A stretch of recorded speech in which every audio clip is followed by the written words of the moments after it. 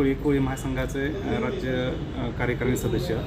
आज संपूर्ण महाराष्ट्रामध्ये कोळी महासंघाच्या वतीने जे कोळी समाज महादेव कोळीच्या जातीच्या दाखल्यापासून आणि जातवैधता प्रमाणपासून जे वंचित आहेत त्यांच्याकरिता आज संपूर्ण राज्यामध्ये प्रत्येक जिल्हाधिकारी कार्यालयावरती निवेदन सादर करणे किंवा धरणे आंदोलन करणे असं नियोजन करण्यात आले आहे. परंतु आपल्या सातारा आणि सांगली विधान परिषदेची आचारसंहिता पाळून आपण आज सन्माननीय सातारा जिल्हाधिकारी कलेक्टर पाटील साहेब यांना मी सर्व कोळी महासंघाचे शिष्टमंडळ भेटून आज निवेदन सादर केलं. निवेदनामध्ये प्रमुख मागणी अशी आहे की जिल्ह्यामध्ये सर्व कोळी जमात असून त्या कोळी जमातीला महादेव कोळी किंवा कोळी महादेव असे जातीचे दाखले मिळावेत आणि जातवैधता प्रमाणपत्र तात्काळ मिळावे. आणि हे आग्रही मागणी आम्ही सन्माननीय जिल्हाधिकारी साहेबांना आम्ही बोलून दाखवली आणि ते वरिष्ठ स्तरावरती ते महाराष्ट्र शासनाकडे आज कळवतो म्हणाले.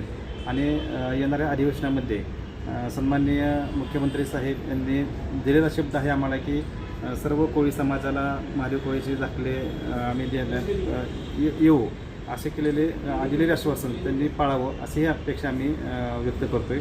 आणि येणाऱ्या अधिवेशनामध्ये च्या आत जर समजा आम्हाला नाही मिळाला तर अधिवेशनावरती भव्य असा मोर्चाचं नियोजन कोळी महासंघाच्या वतीने करण्यात येत आहे. तर सदरचे नेतृत्व सन्माननीय आमदार रमेशदादा पाटील व ॲडव्होकेट चेतनदादा पाटील हे पूर्ण महाराष्ट्रभर याचे नेतृत्व करीत आहेत.